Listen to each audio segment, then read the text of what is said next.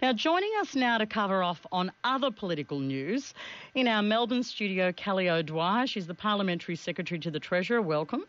Great to be with you. And in Canberra, Andrew Leigh, the Shadow Assistant Treasurer. Welcome to you both. G'day, Patricia. G'day, Kelly. I will read one of my text messages in relation to something that Erica Betts said. What a romantic happy marriage while working for the dole, that anecdote of a happy marriage. Did you both hear that? I only caught the tail end of it. Did you know that it was a perfect match service as well? No, I wasn't aware, but, you know, we're all excited when people find true love. We are. All right, let's get to something a bit more meaty. The Treasurer's taxation discussion paper.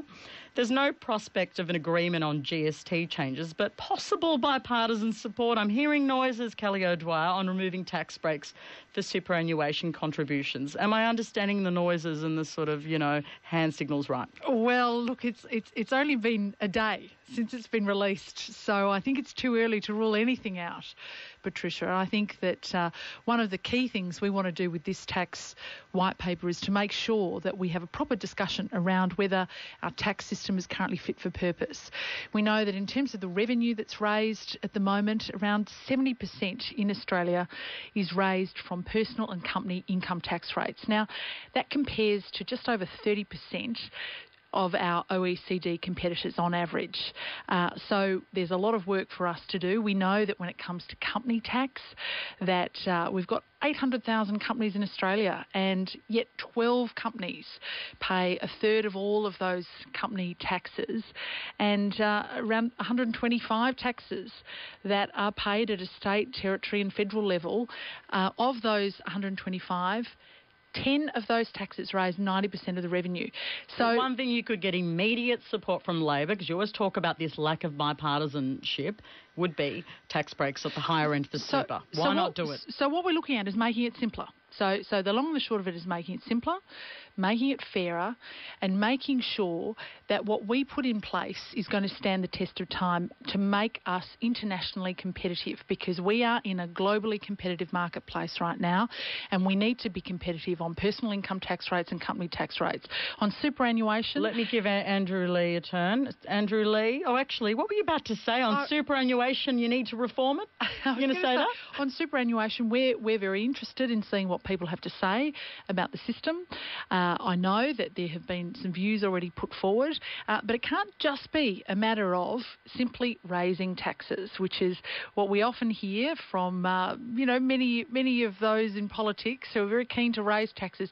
We need to look at how we can also lower taxes, personal income tax rates, company tax rates, because that is what is going to make us competitive. Andrew Leigh, what do you think? I know that Labor supports superannuation reform, but when are you going to sort of consider the GST? You keep saying you're playing the rule-out game on the GST. So many significant business figures are saying this needs to be looked at. Why isn't Labor prepared to do it?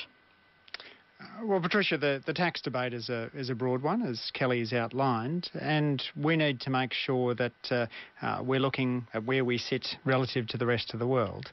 Our consumption tax is lower than the world average, which is certainly or the OECD average, which is a point that you've raised. Our income taxes on the average worker, low-wage worker, high-wage worker, all sit below the OECD average, and it's our company tax that sits a little above the OECD average. Chris Bowen has talked in the past about an aspiration to bring that company rate down, because ultimately the company tax falls predominantly on workers, and we're able to boost total economic growth if we can get that down. But we also need to make sure we've got equity there. I mean, public finance economists talk about equity, efficiency and simplicity as being the cornerstones of tax reform. When we look at superannuation taxes, we've got the top 5% getting 5 times their proportionate share of the superannuation tax concessions. As a nation, we're spending $31 billion a year on these tax concessions, and we need to make sure that that's money that's really as well spent as it can be. Sure, Andrew Leigh, but, we know that you think that on super, but if you want bipartisanship, shouldn't you be providing it on the other issue as well, having a real national discussion about the GST and how it should apply? Well, before the last election, both parties were clear that they didn't support an increase in the base of the rate of the GST. It's a change which Labor believes would hit the most vulnerable the hardest, and we believe that if we're after but fair you argued tax... But you argued that before the GST was even introduced, and now it's part of the system and Labor supports what we have now. We don't support an increase, Patricia. You support the GST that we have? That's correct. We're not going to the next election. We're moving to repeal the GST. You once opposed it, is my point. Politicians change their minds as they realise, arguments are made to them. That's true, isn't it? Completely right. Yes. Yeah, that's right. We can go back to the period when the Coalition went to successive elections saying they would repeal a capital gains tax and a fringe benefits tax, as well as repealing the assets test and the pension. So parties do indeed change, but the fundamental values for Labor that stay the same are that we believe that we need to advance this tax debate. And you can really contrast where the competition debate is at in this parliamentary term, where now there's a set of concrete reforms coming down from Ian Harper, with where the tax debate is at. Are you trying to do my job? Because my next agenda item, hello. Patricia, we all want your job. That's the admiration in which we hold you. I'm happy with my job, Andrew. But I would in the studio, I have Andrew Lee, the Shadow Assistant Treasurer in Canberra, trying to sort of displace me in some way, and Kelly O'Dwyer, the Parliamentary Secretary to the Treasurer. Yes, I now want to discuss the competition laws, the review that's been now delivered by economist Professor Ian Harper. What do you think, Andrew Lee? Some of the suggestions good?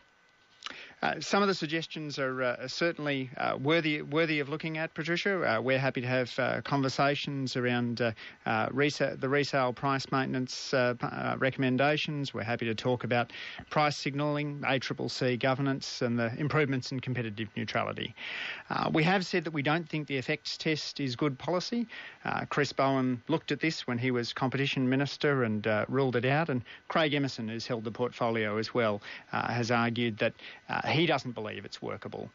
The real risk here is that it turns into a lawyer's picnic. The report itself has said that an effects test will cause uncertainty and might increase the cost to the community.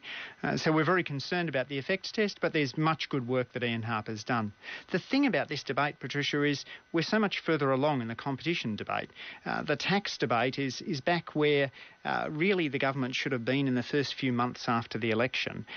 They've got a discussion paper talking about broad principles, whereas we ought to be talking about actually what to do. All right, well, it's Kelly O'Dwyer's turn. Kelly O'Dwyer, which of the recommendations is the government willing to work and act on? Well, we're going to actually look at all of the recommendations. And I think, Andrew is... Medicines available at supermarkets. Let's look at some of them. Well, we're going to consider all of them. The government hasn't announced its final position. That the paper has only just been released today. And Andrew made the point about the tax discussion and the current discussion about competition. We're going through exactly the same process. This is now the final report that's been released. It's gone through an interim report where there's been a level of feedback. We've now got 8 weeks worth of feedback where we're going to look at all of the recommendations, whether any unintended consequences would flow from the recommendations that have been put. Some of the issues that Andrew has raised, I would agree with. Some of them, the government will obviously consider more closely. But the main point is this, is that we need to make sure that we have a really competitive landscape. And that's not to say that, some people in small business will never go out of small business. This is not about protecting certain competitors. It's about protecting the competition process. And we saw with the Hilmer reviews that took place, 20 years ago now, that we unleashed a wave of new prosperity in this country because we unshackled business to be able to compete. And we were able to do that through such things as the National Competition Policy, where payments were made to the states so that they would enter into that reform, and it added to our GDP. Now, we believe that if we get this right on competition reform, we can similarly add to our GDP, our gross domestic product, we can grow our economy, and ultimately that is going to be of benefit for everybody. On RN Drive, you're with me, Patricia Karvelas. Kelly O'Dwyer, Parliamentary Secretary to the Treasurer, is with me, as is Andrew Lee, the Shadow Assistant Treasurer. I've got 2 more agenda items. We'll treat this like a sort of meeting. We're We're caucusing, we're in the party room. Andrew Lee, should the ALP sack Martin Ferguson? Bill Shorten's not happy, and Labor Senator Sam Dastyari accused Mr Ferguson of a bastard act over his appearance in a Liberal pro-privatisation ad in New South Wales. The Labor Party is a broad church, and we've always allowed individuals to have licence in what they say. But on the other hand, if there's been active cooperation with another political party to undermine Labor's electoral chances, that's a different issue altogether. Andrew Lee, should he go? He's sacked. I'm genuinely torn on this, Patricia. I think there's nothing wrong with expressing contrary views. In fact, that's the great thing about a Labor Party that's the home to many diverse ideas. But Martin Ferguson did allow his comments to be used in a Liberal Party attack ad in the final week of the campaign. And I think it's clear that had a substantial negative effect on Labor.